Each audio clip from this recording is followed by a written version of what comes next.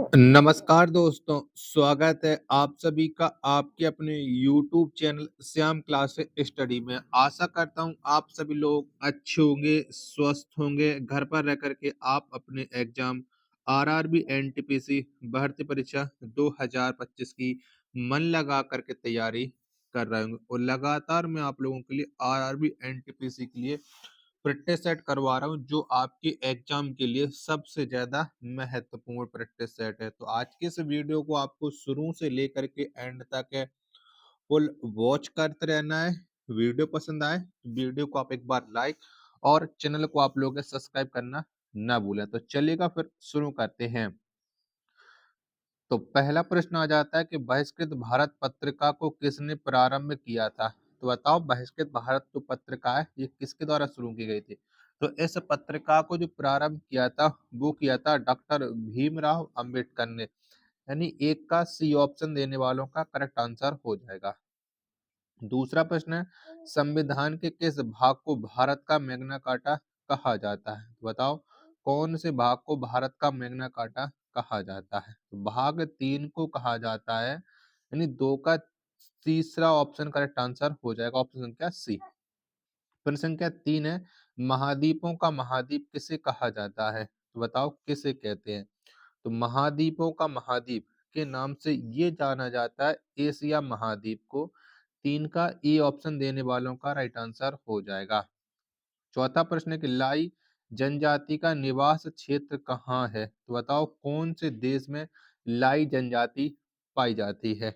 तो ये पाई जाती है म्यांमार में, यानी 4 का ऑप्शन क्या बी इसका करेक्ट आंसर हो जाएगा। प्रश्न संख्या 5 आ जाता है कि विश्व का सबसे पुराना खाद्यान्न क्या है। तो बताओ सबसे पुराना खाद्यान्न यानी कौन है वो सबसे पहले खाया जाता था। तो ये है जौ सबसे पुराना खाद्यान्न है। 5 का डी ऑप्शन राइट आंसर हो जाएगा। छठवां प्रश्न आ जाता है कि सामवेद के गाने वाले विशेषज्ञ को क्या कहा जाता था। तो बताओ क्या कहते थे जो सामवेद को गाने वाला होता है विशेषज्ञ। 6 का राइट आंसर क्या हो जाएगा। तो उसे कहा जाता है उद्गाता। क्या उद्गाता कहा जाता है। ए ऑप्शन देने वालों का राइट आंसर हो जाएगा। सातवां प्रश्न है कि मयूराक्षी नहर किस राज्य में स्थित है। तो बताओ ये नहर कौन से राज्य में पाई जाती है। मयूराक्षी नहर तो ये है पश्चिम बंगाल में। 7 का डी ऑप्शन देने वालों का राइट आंसर हो जाएगा। अगला प्रश्न प्रश्न संख्या 8 है कि अंकलेश्वर तेल क्षेत्र किस राज्य में स्थित है। तो कौन से राज्य में स्थित है अंकलेश्वर तेल क्षेत्र। तो ये है गुजरात में। 8 का बी ऑप्शन देने वालों का राइट आंसर हो जाएगा। नौवां प्रश्न है भारत में लीड बैंक योजना कब प्रारंभ की गई। बताओ ये योजना कब शुरू की गई थी भारत में लीड बैंक योजना। तो इसे प्रारंभ किया गया था 1969 में। 9 का सी ऑप्शन देने वालों का राइट आंसर हो जाएगा। 10वां प्रश्न आ जाता है कि वह विदेशी मुद्रा है जिसमें शीघ्र पलायन कर जाने की प्रवृत्ति होती है कहलाता है। तो बताओ वो मुद्रा क्या कहलाती है। 10 का राइट आंसर तो वो मुद्रा कहलाती है गरम मुद्रा, यानी 10 का ई ऑप्शन देने वालों का राइट आंसर हो जाएगा। 11वां प्रश्न है कि मनुष्य में गैस्ट्रिक रस कहाँ से स्रावित होती है। बताओ कहाँ से निकलता है मनुष्य में ये गैस्ट्रिक रस। 11 का राइट आंसर क्या हो जाएगा। तो ये आमाशय से निकलता है। 11 का ए ऑप्शन करेक्ट आंसर हो जाएगा। 12वां प्रश्न है कि मिताक्षरा का संबंध किस विधि से है। तो बताओ कौन से विधि से संबंध रखता है ये मिताक्षरा। मिताक्षरा का जो संबंध है वो हिंदू से है, यानी 12 का डी ऑप्शन करेक्ट आंसर हो जाएगा। 13वां प्रश्न है कि मार्तंड मंदिर कहाँ पर अवस्थित है। तो बताओ ये मार्तंड मंदिर है वो कहाँ पर स्थित है। तो ये है कश्मीर में। 13 का डी ऑप्शन करेक्ट आंसर हो जाएगा। प्रश्न संख्या 14 आ जाता है कि शुद्धि आंदोलन को किसने चलाया था। तो बताओ ये किसके द्वारा शुरू किया गया था शुद्धि आंदोलन। तो दयानंद सरस्वती ने शुद्धि आंदोलन को चलाया था। 14 का ए ऑप्शन करेक्ट आंसर हो जाएगा। 15वें नंबर का प्रश्न है कि संगम युगीन साहित्य किस शैली में लिखा गया। तो बताओ कौन सी शैली में से लिखा गया है संगम युगीन साहित्य को। 15 का आंसर आपको बताना है। जब तक मैं आपको 15 के ऑप्शन दिखा रहा हूँ तब तक आप लोग वीडियो को लाइक करके चैनल को आप लोग जरूर सब्सक्राइब कर लीजिएगा। बताओ ये कौन सी शैली में लिखा गया है संगम युगीन साहित्य। प्रश्न संख्या 15 का राइट आंसर आपको देना है। तो ये लिखा गया है काव्य शैली में, यानी 15 का ए ऑप्शन देने वालों का राइट आंसर हो जाएगा। 16वां प्रश्न कि दीवान ए कोही की स्थापना किसने की थी? तो बताओ किसके द्वारा ये दीवान ए कोही की स्थापना की गई थी? तो इसकी स्थापना की थी मोहम्मद बिन तुगलक ने। 16 का डी ऑप्शन राइट आंसर हो जाएगा। अगला प्रश्न आ जाता है प्रश्न संख्या 17 कि मध्यकालीन इतिहास का सर्वाधिक विवादास्पद शासक किसे माना जाता है? तो बताओ सबसे ज्यादा विवादास्पद किसे माना जाता है? 17 का राइट आंसर, तो ये मोहम्मद बिन तुगलक को माना जाता है। 17 का बी ऑप्शन करेक्ट आंसर हो जाएगा। 18वां प्रश्न के पूर्व का मोती किसे कहा जाता है? तो बताओ किसे कहते हैं पूर्व का मोती? किसे जाना जाता है पूर्व के मोती के नाम से? तो ये श्रीलंका को जाना जाता है। 18 का ए ऑप्शन देने वालों का राइट आंसर हो जाएगा। 19वां प्रश्न है कि भारत भवन के वास्तुकार कौन था? तो बताओ कौन था भारत भवन का वास्तुकार? प्रश्न संख्या 19 का राइट आंसर क्या हो जाएगा? तो इसका वास्तुकार था चार्ल्स कोरिया। कौन था? चार्ल्स कोरिया था। 19 का ए ऑप्शन देने वालों का राइट आंसर हो जाएगा। 20वां प्रश्न आ जाता है कि प्रसिद्ध गीत ए मेरे वतन के लोगों के रचयिता कौन है? तो बताओ इस गीत को किसके द्वारा लिखा गया है? ए मेरे वतन के लोगों, तो इसे लिखा है कवि प्रदीप के द्वारा। 20 का डी ऑप्शन करेक्ट आंसर हो जाएगा। अगला प्रश्न प्रश्न संख्या 21 है कि डिफेंडिंग इंडिया पुस्तक के लेखक कौन है? तो बताओ किसके द्वारा इस पुस्तक को लिखा गया डिफेंडिंग इंडिया को? 21 का राइट आंसर क्या हो जाएगा? फटाफट से आप सभी लोग प्रश्न संख्या 21 का आंसर बताइएगा। तो इसे जो लिखा है वो लिखा है जसवंत सिंह ने। 21 का सी ऑप्शन देने वालों का राइट आंसर हो जाएगा। 22वां प्रश्न क्रांति अमर रहे का नारा पहली बार कब दिया गया? तो बताओ कब दिया गया था क्रांति अमर रहे का नारा? तो ये नारा दिया गया था 1928 में। कब? 1928 में दिया गया था। 22 का ए ऑप्शन देने वालों का राइट आंसर हो जाएगा। अगला प्रश्न है प्रश्न संख्या 23 आ जाता है कि फादर ऑफ इंडियन अर्नेस्ट किसे कहा जाता है? बताओ इसके नाम से किसे जाना जाता है? फादर ऑफ इंडियन अनरेस्ट के नाम से जो जाना जाता है वो बाल गंगाधर तिलक को जाना जाता है। 23 का सी ऑप्शन देने वालों का करेक्ट आंसर हो जाएगा।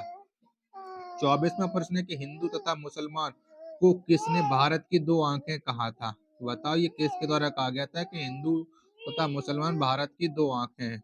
तो ये सैयद अहमद खां के द्वारा कहा गया था। 24 का बी ऑप्शन करेक्ट आंसर हो जाएगा।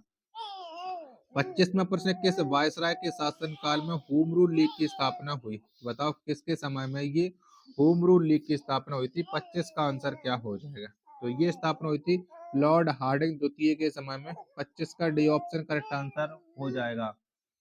चलिएगा 26वां प्रश्न है कि अंतरराज्यीय परिषद का संबंध किस अनुच्छेद में है? तो बताओ कौन से अनुच्छेद में अंतरराज्यीय परिषद को बताया गया? 26 का आंसर क्या हो जाएगा? फटाफट से आप सभी लोग इस प्रश्न के आंसर देख लीजिएगा और इसका ऑप्शन देख करके आप इसका आंसर डिसाइड कीजिएगा। और वीडियो पसंद आ रही होगी तो लाइक आप लोग जरूर कर लीजिएगा और चैनल को सब्सक्राइब नहीं किया होगा तो जरूर कर लीजिएगा। तो इसका जो संबंध है वो संबंध है अनुच्छेद 263 से, यानी 26 का सी ऑप्शन देने वालों का राइट आंसर हो जाएगा। प्रश्न संख्या 27 आ जाता है कि राष्ट्रपति किस सूची पर अध्यादेश जारी नहीं कर सकता? तो इनमें से एक सूची ऐसी है जिस पर राष्ट्रपति अध्यादेश नहीं जारी कर सकता है, तो वो कौन सी अनुसूची है? 27 का राइट आंसर, तो वो सूची है राज्य सूची, यानी 27 का सी ऑप्शन देने वालों का राइट आंसर हो जाएगा। प्रश्न संख्या 28 आ जाता है कि लोक अदालत सर्वप्रथम किस राज्य में आयोजित की गई? तो कौन से राज्य में सबसे पहले लोक अदालत आई थी? तो ये लोक अदालत को सबसे पहले गुजरात राज्य में आयोजित किया गया था। 28 का ई ऑप्शन करेक्ट आंसर हो जाएगा। प्रश्न संख्या 29 से आपके सामने की जलयान निर्माण करने में कौन सा एशियाई देश का प्रथम स्थान रखता है? बताओ सबसे ज्यादा जलयान निर्माण है वो कौन से एशियाई देश में होते हैं? तो ये होते हैं जापान में। 29 का बी ऑप्शन करेक्ट आंसर हो जाएगा। प्रश्न संख्या 30 आ जाता है कि महासागरों का निर्माण किस चट्टानों से हुआ है? तो बताओ कौन सी चट्टानों से हुआ है? तो इनका जो निर्माण है वो बेसाल्टिक चट्टानों से हुआ है महासागरों का। 30 का डी ऑप्शन करेक्ट आंसर हो जाएगा। 31वां प्रश्न की ध्वनि से संबंधित विज्ञान क्या कहलाता है? तो बताओ क्या कहा जाता है? तो ध्वनि संबंधित जो विज्ञान है इसे एकोस्टिक कहा जाता है। क्या? एकोस्टिक। 31 का सी ऑप्शन राइट आंसर हो जाएगा। 32वां प्रश्न आ जाता है कि रग्बी फुटबॉल किस देश का राष्ट्रीय खेल है? बताओ ये कौन से देश का राष्ट्रीय खेल है रग्बी फुटबॉल? तो ये है स्कॉटलैंड का। यानी 32 का बी ऑप्शन करेक्ट आंसर हो जाएगा। प्रश्न संख्या 33 आ जाता है कि भारत में डाक जीवन बीमा योजना की शुरुआत किस वर्ष हुई? तो बताओ ये कब हुई थी भारत में डाक जीवन बीमा योजना की शुरुआत? 33 का आंसर क्या हो जाएगा? तो ये हुई थी 1884 में। यानी 33 का ई ऑप्शन देने वालों का करेक्ट आंसर हो जाएगा। 34वां प्रश्न है कि महात्मा बुद्ध की मृत्यु के बाद उनके शरीर के अवशेषों पर कितने स्तूपों का निर्माण किया गया? बताओ कितने स्तूपों का निर्माण हुआ था?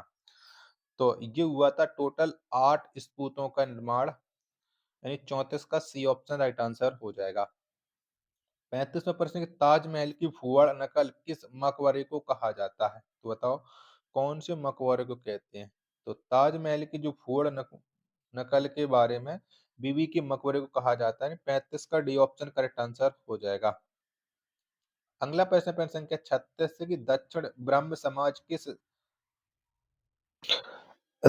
का ब्रह्म समाज किस समाज को कहा जाता है? तो ये कौन से समाज को कहा जाता है ये आपको बताना है। 36 का राइट आंसर क्या हो जाएगा? तो ये कहा जाता है वेद समाज को। ए ऑप्शन राइट आंसर हो जाएगा। 37वां प्रश्न है केंद्रीय पर्यावरण अभिनियंत्रण संस्थान कहाँ पर स्थित है? तो बताओ ये कहाँ पर स्थित है? तो केंद्रीय पर्यावरण अभिनियंत्रण संस्थान ये नागपुर में स्थित है। 37 का डी ऑप्शन राइट आंसर हो जाएगा। प्रश्न संख्या 38 है कि सर्वाधिक इंटरनेट उपयोगकर्ता वाला देश कौन है? तो बताओ कौन से देश में सबसे ज्यादा लोग हैं इंटरनेट उपयोग करते हैं? तो वो देश है चीन। 38 का सी ऑप्शन राइट आंसर हो जाएगा। आशा करता हूँ कि आज की ये वीडियो आपको पसंद आई होगी, तो प्लीज वीडियो को लाइक और चैनल को सब्सक्राइब करना ना भूलें। मिलते हैं फिर अपने एक और नेक्स्ट वीडियो के साथ, तब तक के लिए धन्यवाद। जय हिंद और वंदे मातरम।